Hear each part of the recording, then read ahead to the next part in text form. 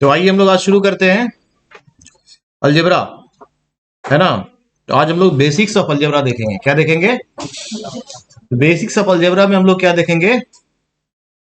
Basics of algebra में हम लोग देखेंगे अलजेब्रिक एक्सप्रेशंस क्या होता है, टर्म्स क्या होता है, और कुछ बेसिक आइडेंटिटीज को देखेंगे। ये सारा चीज नया नया लग रहा होगा, है ना। तो आज हम लोग क्या क्या देखेंगे?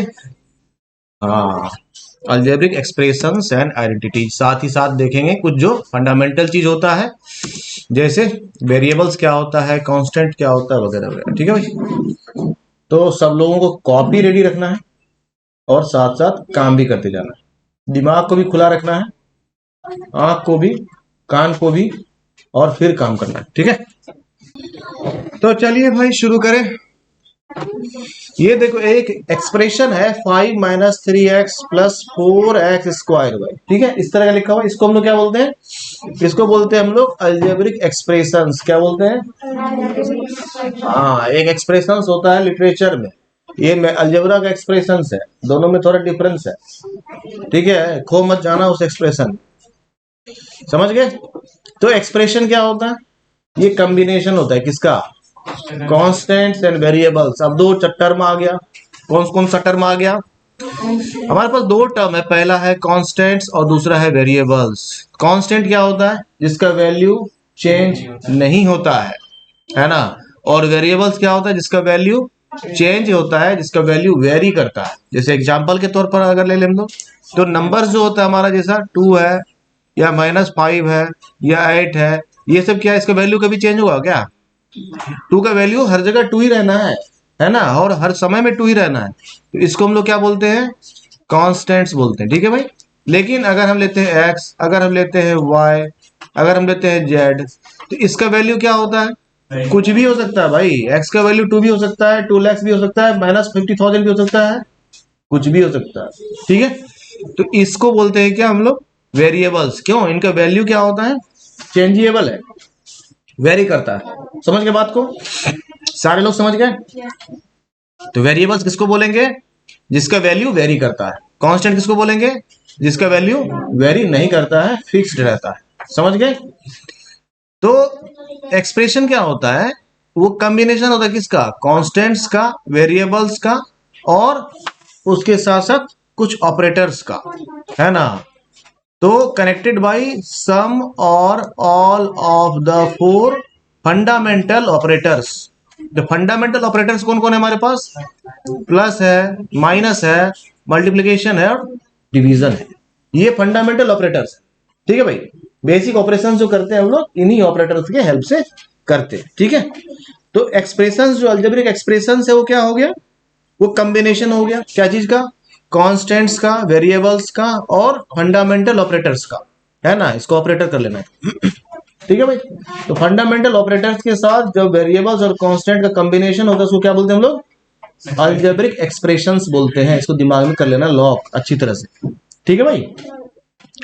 थोड़ा सा इसको हम लोग और डिफरेंशिएट करके देखेंगे नेक्स्ट स्लाइड में, है ना। यहां तक में किसी को दिक्कत है? अगर कोई लिखना चाहते हैं इसको तो लिख ले। तो अलजेब्रिक एक्सप्रेशंस क्या हो गया? ये कॉम्बिनेशन होता है किसका? कांस्टेंट्स का, वेरिएबल्स का, और उसके साथ जो फंडामेंटल ऑपरेटर्स है उसका। समझ गए बात को? तो हम लोग कांस्टेंट भी समझ गए। कांस्टेंट क्या है इस एक्सप्रेशन में? जो न्यूमेरिकल वैल्यू होता है उसको हम लोग कांस्टेंट बोलते हैं। नंबर जो होता है, जैसे 5 है, 3 है, 4 है, ये सब क्या है यहाँ पर? कांस्टेंट्स है। और वेरिएबल कौन है? जो x है, y है, इस तरह का जो भी है, इसको हम लोग क्या बोल रहे हैं यहाँ पर? वेरिएबल्स बोल रहे हैं, जिसका वैल्यू चेंज हो रहा है। ठीक है। अब हम लोग देखते हैं कुछ like and unlike terms. Like and unlike terms जानना जरूरी इसलिए है, पहले हर चीज का रीजन पता होना चाहिए, ये जानना क्यों जरूरी है। तो लाइक एंड अनलाइक टर्म्स जानना इसलिए जरूरी है कि जब हम लोग अलजेब्रिक एक्सप्रेशंस का एडिशन करते हैं, उस समय में वी कैन ऐड और सब्ट्रैक्ट ओनली लाइक टर्म्स। ठीक है भाई। अनलाइक टर्म्स को आप ऐड और सब्ट्रैक्ट नहीं कर सकते हैं। समझ गए? इसीलिए लाइक और अनलाइक टर्म्स को जानना जरूरी। चलो भाई, एक एक्सप्रेशन देखते हैं हम लोग, कुछ एक टर्म्स देखते हैं पहले। हालांकि लाइक एंड अनलाइक टर्म्स को समझने से पहले हम लोगों को टर्म्स समझना चाहिए, है ना। तो अभी देखो जैसे 7x है, ये 14x है, -13x है, 5x स्क्वायर है, ये सब क्या है, इंडिविजुअली एक एक टर्म्स बोलते हैं इसको, एक एक टर्म है ये, ठीक है। एक्चुअली जो अलजेब्रिक एक्सप्रेशंस होता है ना, वो पहले तुमको बताया गया, अभी रिवर्स में हम लोग चल रहे हैं। इसको सीखने का तरीका क्या है, पहले बताना चाहिए क्या कि कांस्टेंट क्या होता है, ठीक है, फिर वेरिएबल्स क्या होता है, ठीक है। अब कांस्टेंट समझ गए, वेरिएबल समझ गए, तो combination of constant and variable जो होता है ना, ये होता है क्या, टर्म्स। क्या होता है, टर्म्स। तो combination of constant and variable मतलब with only two operator, division and multiplication. जैसे कांस्टेंट है 5 और वेरिएबल है x, तो 5x जो होगा ये क्या होगा, इसको टर्म बोलेंगे। 5 प्लस एक्स नहीं, 5 प्लस एक्स 2 टर्म्स हो गया, प्लस और माइनस से टर्म्स सेपरेट हो जाता है, ठीक है भाई।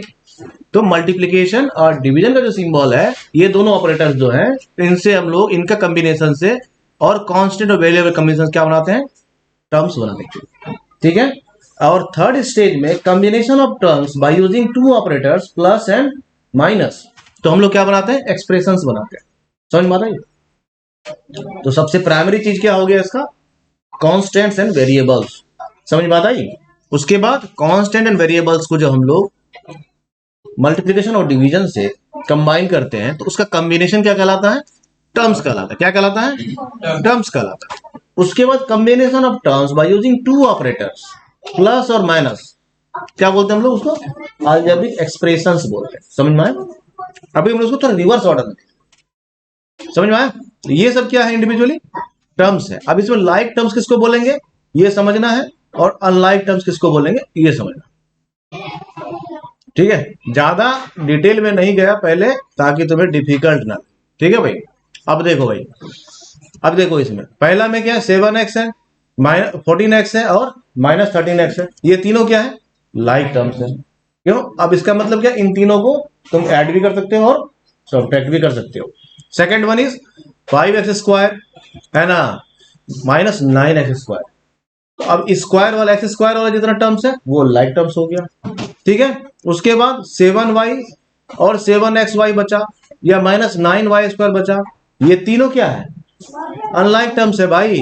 क्यों, क्योंकि वाई स्क्वायर वाला कोई टर्म नहीं है ना, वाई वाला कोई टर्म नहीं है। तो लाइक और अनलाइक टर्म समझ में आया। सेम वेरिएबल्स वाला, यानी एक्स है तो एक्स वाला कितना टर्म्स है, ओनली एक्स वाला। वाई है तो ओनली वाई वाला कितना है, एक्स स्क्वायर है तो ओनली एक्स स्क्वायर वाला कितना है, वाई स्क्वायर है तो ओनली वाई स्क्वायर वाला कितना है, क्यूब है तो वाई क्यूब वाला कितना है, एक्स क्यूब वाला कितना है। अब ये नहीं कि इसमें एक्स है और वाई, सॉरी एक्स है और वाई स्क्वायर है, मान लो 5 है, 5x square, 5x Y square, और इधर 9x है। ऐसा नहीं कि ये दोनों लाइक टर्म होगा, भाई इसमें भी एक्स है इसमें भी एक्स है, नहीं। जितना वेरिएबल है इसमें और जिस फॉर्म में है, उतना वेरिएबल उसी फॉर्म में दूसरे टर्म में भी अगर है, तभी लाइक टर्म्स बोलते हैं। अगर यहाँ एक्स है, यहाँ वाई स्क्वायर है, यहाँ एक्स और वाई रहेगा, तब भी ये लाइक टर्म्स नहीं है। समझ गए बात को। यहाँ एक्स वाई स्क्वायर है तो यहाँ भी एक्स वाई स्क्वायर होना चाहिए, यानी कांस्टेंट बदल सकते हैं आप, वेरिएबल सेम होना चाहिए, उसी कंडीशन में टर्म्स लाइक बोला जाता है। क्लियर हुआ। लाइक टर्म का मतलब क्या है, similar variables and different constants, है ना। तो ये जो कांस्टेंट यूज हो रहा है, इसको अभी हम लोग नेक्स्ट स्लाइड में देखेंगे कि इसको क्या कहते हैं। That is actually called coefficient, coefficient of terms, है ना। तो थोड़ा रिवर्स ऑर्डर में हम लोग पढ़ रहे हैं ताकि थोड़ा इंटरेस्ट बना रहे। अभी लाइक और अनलाइक टर्म समझ में आ गया, ज्यादा कॉम्प्लिकेशंस में नहीं जाना, हम लोग धीरे धीरे सब सीख लेंगे। तो like terms and unlike terms सबको क्लियर है भाई, आगे बढ़ते हैं। तो 7xy -9y स्क्वायर और 7y, इस दोनों ही सेट में अनलाइक टर्म्स है, ठीक है। आगे बढ़े। अब है कि the terms having the same literal factors, ये लिटरल फैक्टर्स क्या है इसको समझना है, ठीक है भाई। तो सेम लिटरल फैक्टर्स होगा तो लाइक टर्म्स हो जाएगा, और डिसिमिलर लिटरल फैक्टर्स हो जाएगा तो क्या हो जाएगा, अनलाइक टर्म्स हो जाएगा, ठीक है भाई। कोई दिक्कत है, आगे देखना। अभी ज्यादा लोड नहीं लेना, आप समझ में सब आ जाए। अब हम लोग आते हैं बेसिक फंडामेंटल चीज पे, जो अलजेब्रा का सबसे प्राइमरी चीज है, वो क्या है, टर्म्स है। जैसा ह्यूमन बॉडी का होता है सेल, नहीं इसी तरह से अलजेब्रा का क्या हो गया, टर्म्स हो गया, है ना। तो ये एक एक्सप्रेशन है हमारे पास, है ना। तो ये एक्सप्रेशन है 4x माइनस वाई माइनस 5, एक एक्सप्रेशन है, क्या ये एक्सप्रेशन है। अब इसमें क्या है, माइनस माइनस तुमको 2 टाइम दिख रहा होगा, और एक बार प्लस है जो तुमको नहीं दिख रहा होगा, वो कहाँ है ना। ये हिडन होता है, इसको लोग जनरली लिखते नहीं है लेकिन हिडन होता है। तो अब ये क्या हो गया, ये एक टर्म हो गया, ये एक टर्म हो गया, और ये एक टर्म हो गया। इन तीनों टर्म को कौन सेपरेट करा, प्लस और माइनस, ठीक है। जबकि यहां अगर 4x है तो ये एक्चुअली क्या है, 4 इंटू एक्स है ना, यहां भी तो ऑपरेटर है। तो मल्टीप्लिकेशन के साइन से और डिवीजन के साइन से टर्म्स सेपरेट नहीं होते हैं, है ना। वो सेपरेट किससे होता है, प्लस और माइनस के साइन से, समझ गए भाई। तो 4x माइनस वाई माइनस 5 क्या है, is an algebraic expression, algebraic expression है भाई, ठीक है। लेकिन जो टर्म होता है वो क्या होता है, एक सिंगल नंबर भी हो सकता है, 4x प्लस 5 ऐसा भी है अगर, तो 5 क्या है, एक टर्म है ना। वो एक वेरिएबल भी हो सकता है, 4x प्लस वाई, ये भी एक टर्म है, समझ गए। तो एक सिंगल नंबर हो सकता है, इस ऐसे जैसा ऐसा है, वेरिएबल हो सकता है सिंगल वेरिएबल जैसा ऐसा है, और नंबर से वेरिएबल का कॉम्बिनेशन भी हो सकता है जैसा 4x, समझ गए। तो टर्म्स जो है कितना तरीके का हो सकता है, 3 टाइप्स का हो सकता है। टर्म्स बेसिकली कितना टाइप्स का हो सकता है, 3 टाइप्स का। कौन कौन, एक सिंपल सिंगल नंबर यानी कांस्टेंट का, है ना। दूसरा सिंगल वेरिएबल का, तीसरा combination of constant and variables, समझ गए।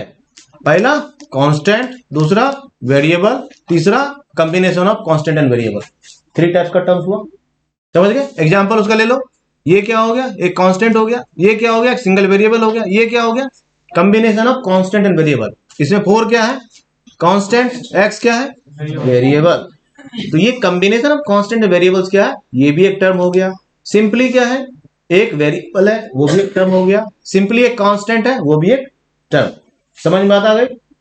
अब कॉम्बिनेशन ऑफ टर्म्स जो है वो जब प्लस और माइनस के ऑपरेटर से कंबाइन होता है उसको हम लोग कंप्लीट को क्या कहते हैं, एक्सप्रेशन बोलते हैं। क्योंकि मामला अलजेब्रा का है इसलिए इसको हम लोग क्या बोलते हैं, अलजेब्रिक एक्सप्रेशन बोलते हैं। किसी को ये समझने में परेशानी हो तो बता सकते हैं, क्या, ठीक है। कांस्टेंट वेरिएबल समझने में किसी को दिक्कत है क्या, टर्म समझने में किसी को दिक्कत है, बहुत अच्छे। एक्सप्रेशन समझने में किसी को दिक्कत है, ऑपरेटर सभी लोग समझ रहे हैं।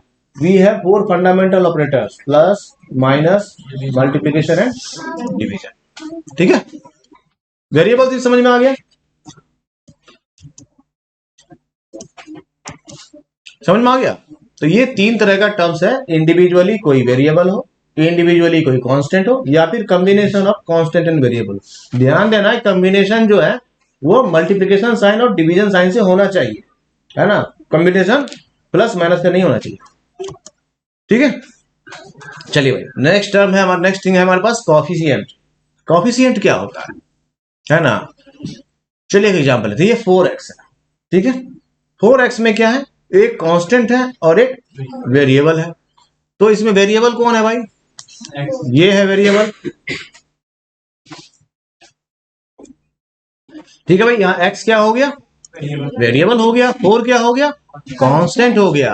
अब ध्यान देना है, तो जब भी किसी वेरिएबल के साथ जो कांस्टेंट अटैच्ड रहता है, इसी कांस्टेंट को हम लोग क्या बोलते हैं, coefficient of the algebraic term बोलते हैं। समझ बात आई। तो coefficient of the algebraic term क्या हो गया, the constant multiplied with the variables, the constant attached with the variables is coefficient actually, है ना। 6y स्क्वायर है, क्या है, तो यहाँ पे कोफिशिएंट क्या है, 6 है, क्योंकि 6y स्क्वायर में कांस्टेंट कौन है, 6 है ना। 8xy ऐसा है, इसमें कौन है कोफिशिएंट, क्योंकि ये पूरा टर्म क्या हो गया, वेरिएबल, ये पूरा टर्म हो गया कांस्टेंट। तो ये जो कांस्टेंट जो अटैच्ड है इस वेरिएबल के साथ, इसको हम लोग क्या बोलेंगे, कोफिशिएंट बोलेंगे। समझ में बात आ गई, कोई दिक्कत है। तो 4 क्या हो गया यहाँ पर, कोफिशिएंट ऑफ x, है ना। यहाँ पर 8 क्या हो गया, कॉफिशिएंट ऑफ एक्स वाई। यहाँ पे 6 क्या हो गया, कॉफिशिएंट ऑफ वाई स्क्वायर। कोई दिक्कत है भाई? चलिए, तो ये मान लो ऐसा 11mn है, ये एक टर्म है, इसमें कॉफिशिएंट क्या होगा बताओ? यस, और वेरिएबल्स क्या होगा? बहुत अच्छे, इसका मतलब तुम लोग होशियार हो। ठीक है, चलिए भाई, अब मान लो एक टर्म है ए, इसमें कॉफिशिएंट क्या होगा, फटाफट बताओ। नाइस। वेरिएबल, हाँ, इसमें कॉफिशिएंट क्या हो जाएगा, 1, और वेरिएबल क्या हो जाएगा, ए। तो 1 हम लोग लिखते नहीं है क्योंकि 1 से मल्टीप्लाई करने से वैल्यू अनचेंज होता है, इसीलिए। लेकिन ये यहाँ पर थोड़ा गलत लिखा हुआ है, लिखा है there is no number associated with a, actually the number 1 always associated with a, है ना। तो यहाँ पर हम लोग कॉफिशिएंट क्या लिखते हैं, है ना, 1 लिखते हैं। ठीक है, 1 इंटू ए 1 होता है, इसीलिए यहाँ पर कॉफिशिएंट क्या हो गया, 1 हो गया। जब भी कोई नंबर ना रहे, इसका मतलब क्या है, वहां पर 1 है। ठीक है भाई, ये हो गया 1 और यहाँ पर हो गया ए। तो ये समझने में किसी को दिक्कत है? कॉफिशिएंट और टर्म समझने में कोई दिक्कत नहीं है? जैसे हम लोग कांस्टेंट बोलते हैं ना, तो कांस्टेंट जो होता है वो जब किसी वेरिएबल के साथ अटैच हो जाता है तो वो कांस्टेंट नहीं बोलते, उसको कॉफिशिएंट बोलते हैं, नाम बदल जाता है उसका, है ना। 5 इंडिविजुअली क्या है, जैसे मान लो अलजेब्रा में कहीं 5 लिखा हुआ है, कहीं ऐसा सिंपल 5 लिखा हुआ है, 5x प्लस 4 लिखा हुआ है, तो ये 5 और ये 4, या मान लो ऐसा लिखा है 5x प्लस 5, ये दोनों 5 क्या है, अलग अलग। क्यों अलग अलग है? ये 5 कांस्टेंट है और ये 5 कॉफिशिएंट है, दोनों में अंतर समझ में आया अच्छे से? है? तो कोई पूछे कि कॉफिशिएंट जो है वो कांस्टेंट ही है, तो अलग से उसका नामकरण संस्कार करने की आवश्यकता क्यों है, समझा दोगे, है ना। कि जब कांस्टेंट वेरिएबल के साथ अटैच्ड हो जाता है तो उसको हम लोग कॉफिशिएंट बोलते हैं, और जब वो इंडिविजुअली हम लोग डील करते हैं उसको, तो हम लोग उसको कांस्टेंट बोलते हैं। डिफरेंस समझ में आया कॉफिशिएंट एंड कॉफिशिएंट कांस्टेंट में? क्या सब लोगों को? बहुत अच्छे, आगे बढ़े। चलिए भाई, एक क्वेश्चन है हमारे पास। Now identify the terms their coefficients for each of the following expression. Expression है हमारे पास 5xy z cube minus 3zy। चलिए भाई, इसमें टर्म्स बताइए, कॉफिशिएंट्स बताइए फटाफट। 5xyz क्यूब माइनस 3zy, निश्चित तौर पर ये एक एक्सप्रेशन है। कैसा एक्सप्रेशन है? तो अलजेब्रिक एक्सप्रेशन बोलेंगे इसको। ठीक है, इसमें कितना टर्म्स है? तो 2 टर्म्स है। 2 टर्म्स है क्योंकि इसमें 2 ऑपरेटर्स है, कौन, प्लस और माइनस। टर्म्स काउंट करने का सिंपल सा तरीका है, ओनली काउंट द प्लस और माइनस साइंस, है ना। नंबर ऑफ टाइम्स या काउंट कर लेंगे कितना प्लस और माइनस यूज हुआ है। इसमें कितना बार यूज हुआ है? 2 टाइम्स, क्योंकि मैं बताया कि यहाँ शुरू में जैसा अगर 5xyz क्यूब है माइनस 3zy है, तो यहाँ हिडन है ना ये प्लस साइन, तो ये 1 हो गया और ये 2 हो गया, तो 2 टर्म्स, एक टर्म ये हो गया, एक टर्म ये हो गया। क्लियर हो गया? सबको दिक्कत है? बहुत अच्छे। तो कितना टर्म्स हो गया इसमें? बहुत बढ़िया। अब इसमें हम लोग पूछेंगे कि जो कॉफिशिएंट का मसला आता है, तो कॉफिशिएंट का मसला एक्सप्रेशन का मसला नहीं है, वो टर्म्स का मसला है ना। जब हम लोग टर्म्स फाइंड आउट कर लिए तो हम लोग फिर क्या कर सकते हैं, कॉफिशिएंट फाइंड कर सकते हैं। तो इसमें क्या है कॉफिशिएंट? नाइस। इसमें क्या है कॉफिशिएंट? समझ में बात आई? कॉफिशिएंट मिल गया। वेरिएबल्स अगर कोई पूछेगा तो एक्स वाई जेड क्यूब, और इसमें वेरिएबल्स पूछेगा तो बहुत अच्छे। ठीक है, समझ में बात आ गई?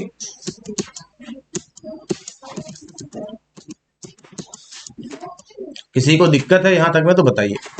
तो दूसरा देख लें। चलो नेक्स्ट एक्सप्रेशन है हमारे पास 1 प्लस एक्स स्क्वायर। चलो इसमें बताओ कितना टर्म्स है। पहला कितना टर्म्स है? 3 टर्म्स है। नाइस। और उसके बाद इसमें कॉफिशिएंट कौन है? कितना कितना? हाँ, क्योंकि पहला तो कांस्टेंट है, तो कांस्टेंट में कॉफिशिएंट में कोई मसला नहीं है। इसमें कांस्टेंट क्या है? 1 है। इसमें कांस्टेंट क्या है? समझ में आ गई? किसी को दिक्कत है तो बताइए। हाँ, कोई दिक्कत है क्या? बहुत अच्छा। चलिए तीसरा देखिए, 4x square Y square minus 4x square Y square Z square plus Z square. ये एक एक्सप्रेशन है, अलजेब्रिक एक्सप्रेशन है। कितना टर्म्स है इसमें?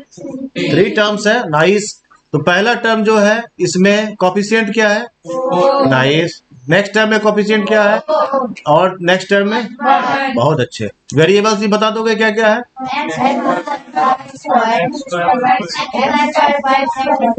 यस, समझ में बात आ गई। इसका मतलब यहां तक समझने में किसी को परेशानी नहीं है, ऐसा उम्मीद करता हूं। ठीक है भाई, तो टर्म्स भी सेपरेट कर लेंगे, कोफिशिएंट भी हम लोग इजीली सेपरेट कर सकते हैं। ठीक है, कोई दिक्कत है यहाँ? हाँ भाई, एक चीज और ध्यान देना, जब भी हम लोग कोफिशिएंट के बारे में डिस्कस करते हैं, सपोज कर लो जैसे 5x² minus 7y plus Z ऐसा लिखा हो मान लो, है ना। और अगर बोला जाए कि भाई इसका कोफिशिएंट बताइए, हम लोग क्या करते हैं, तुरंत जाते हैं वेरिएबल्स और कांस्टेंट के बीच में एक बैरियर खड़ा करते हैं, इस साइड को बता देते हैं वेरिएबल्स है और ये उसका कोफिशिएंट है ना, जो कांस्टेंट पार्ट होता है किसी भी टर्म का, उसको हम लोग कोफिशिएंट की तरह ट्रीट करते हैं। तो हम लोग बोल देते हैं सिंपली इसका कोफिशिएंट क्या है? y by Y. उसी तरह से यहाँ भी बैरियर क्रिएट करेंगे, हम लोग बता देंगे भाई इसका वेरिएबल क्या है? y है, और इसका कोफिशिएंट क्या है?